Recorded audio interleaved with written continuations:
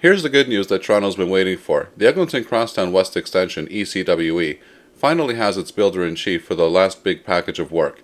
Infrastructure Ontario and Metrolinx have signed a development and master construction agreement with Trillium Rail Partners to deliver to the stations, Rail and Systems, or SRS contract, the part that turns tunnels and guideways into an actual railway with 7 stations, tracks, power, signaling, communications, and final testing and commissioning. Trillium Rail Partners brings together Amico Major Projects, Alberica Constructors, and Aconia Infrastructure Canada, with WSP as the primary lead designer. It's a decisive milestone because SRS is where desperate construction packages get stitched together into a functional TTC Line 5 extension. In plain terms, this is the team that will finish the line and make trains run. To understand why this selection matters so much, zoom out briefly. The ECWE has been delivered in multiple chunks to reduce risk.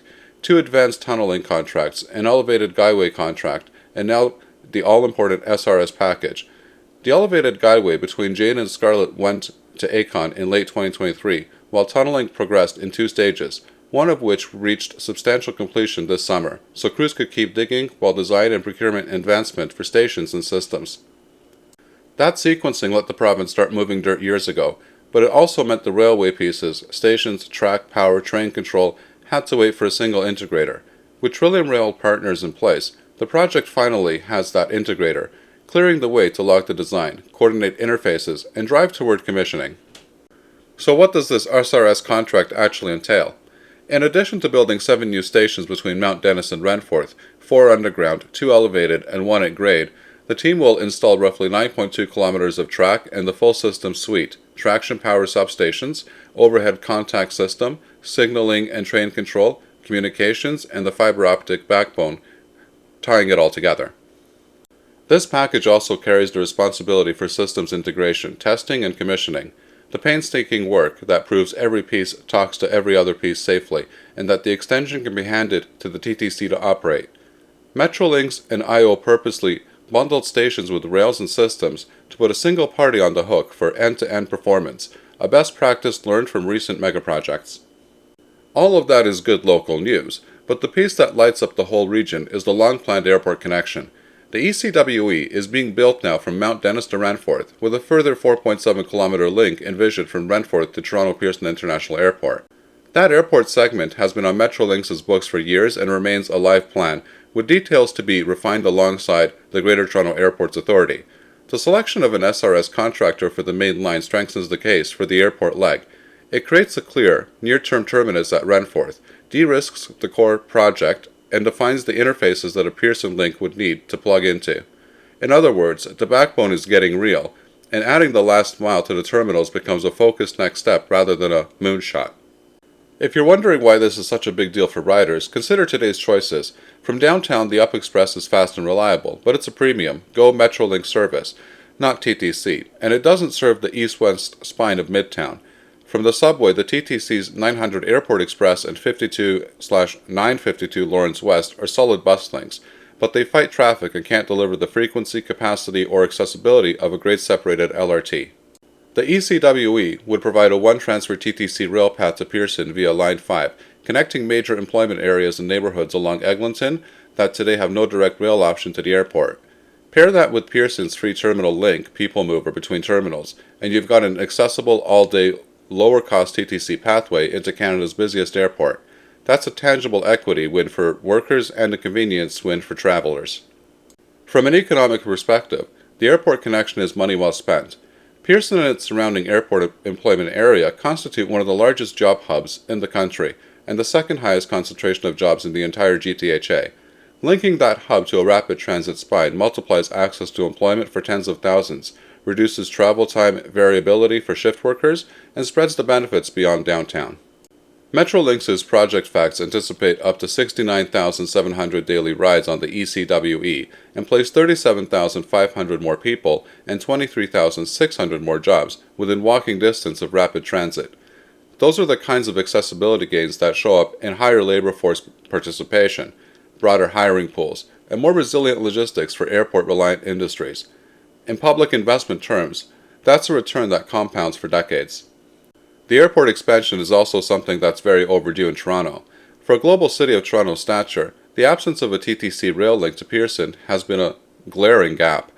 The original Crosstown vision always contemplated reaching the airport. What delayed it wasn't lack of demand, but the realities of funding, procurement, bandwidth, and the naughty engineering of threading rail through one of the most infrastructure-dense corridors in Ontario. The province opted to proceed first to Renforth to lock in benefits sooner and keep early scopes buildable, while reserving the airport leg for a dedicated push with the GTAA. With tunnels bored, the elevated guideway awarded, and now SRS under contract, the line is stepping into the phase where conversations about the airport segment can turn into detailed scopes, utility relocations, and construction windows that work with aviation operations. So why has the ECWE taken this long, and why is it so complicated? Start with geology and geometry. Much of the route is underground, delivered by a combination of tunnel boring and sequential excavation, near portals and complex interfaces, methods that minimize surface disruption but require meticulous staging and monitoring. Add to that the challenge of building an elevated guideway with a constrained arterial over utilities and near waterways, all while keeping Eglinton moving. Then overlay the interface with Line 5 at Mount Dennis and the need to coordinate with the separate but adjacent Crosstown Core project's testing timeline. Decomposing the scope into multiple contracts reduced risk but forced a careful hands-off approach. Only once SRS is awarded can final integration accelerate. None of this is glamorous, but it is the difference between a railroad that looks finished and a railroad that actually runs. Procurement strategy played a role too. Infrastructure Ontario and Metrolinx have been pushing towards models that put a single integrator in charge of the end state, while still letting specialized teams dig tunnels or erect guideways earlier. That's why you saw tunneling begin years ago. One of the tunnel packages just hit a substantial completion, while the SRS package went through a careful, competitive process, culminating in the signed agreement this week. The upshot is a project with less scheduled whiplash in the late game. Once stations and systems are under one umbrella, you can baseline test, commission, and train in a way that sticks. What about timing expectations from here? The province's public updates through 2025 have highlighted that the final leg of tunneling is underway and major construction is ramping up across the corridor. With SRS awarded, the next visible wave will be station excavations and structural works advancing in parallel with system designs. Later on, we're going to see track installation, power equipment deliveries, and the slow but steady march of integration testing. The point isn't to promise a ribbon cutting on a specific day, it's to know that the organizational pieces you need for an opening are finally falling into place. That's why this SRS milestone deserves real optimism. It's not a press release artifact, it's the moment a civil works project coheres into a railway project. And the airport? The choice set has never been better. With Renforth locked as the western anchor for the ECWE and the SRS integrator now engaged, planning the 4.7-kilometer extension to Pearson becomes an exercise in finishing what's already started, not reinventing it. Even before rails touch the terminals, the Renforth hub will connect seamlessly to MyWay's Transitway and frequent TTC GO bus service to the airport, giving riders a one-transfer trip from Line 5 to Pearson. That interim network will be strong. The ultimate rail link will be transformative. Toronto didn't get this connection decades ago. The region shouldn't miss it now. If you're looking for a bottom line, here it is. Selecting Trillium Rail Partners for SRS is the accelerant this line needed. It compresses the distance between construction project and railway. It positions the airport extension to finally happen, and it directs public dollars into a corridor where every minute saved has outsized value. For workers in the airport employment area, for families in the Eglinton corridor, for visitors who just want a simple TTC trip to their flight, and for a city that's long deserved a true rapid transit link to Pearson, this is money well placed and time well spent. Late, yes, but at last pointing towards a finish that sticks. Finally, it's worth noting that this optimism isn't blind. Toronto has learned some hard lessons about commissioning complex LRT systems.